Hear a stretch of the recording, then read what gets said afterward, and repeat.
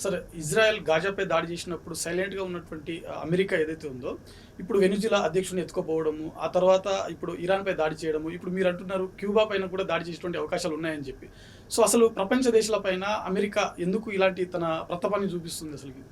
అంటే ఇక్కడ అమెరికా తనను తాను సూపర్ పవర్‌గా చూపెట్టుకోవడానికి 2, 3 కారణాలున్నాయి. ఒకటి, ఎప్పుడైతే గనక ఈ యొక్క రష్యా, ఉక్రెయిన్ వార్ నేపథ్యంలో రష్యా చాలా తక్కువ ధరకే ఆయిల్‌ని ఎక్స్‌పోర్ట్ చేయడం స్టార్ట్ చేసింది.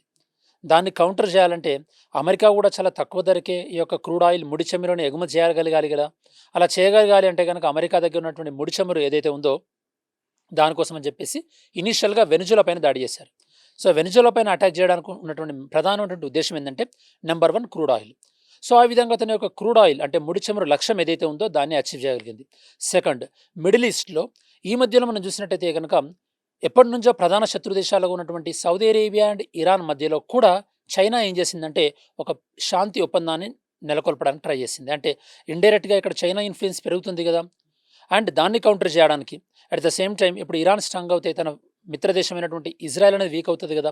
సో వీటన్నిటిని దృష్టిలో పెట్టుకొని ఒకవైపు ఆయిల్ నేపథ్యంలో ముడిచమురు నేపథ్యంలో వెనిజులాని, ఇంకోవైపు ఈ యొక్క మిడిల్ ఈస్ట్లో తన యొక్క పవర్ని కాపాడుకోవడానికి లేదా చైనా పవర్ని నిలువరించడానికి అన్నటువంటి సందర్భంలో ఈ యొక్క ఇరాన్ పైన దాడిని మనం అర్థం చేసుకోవచ్చు.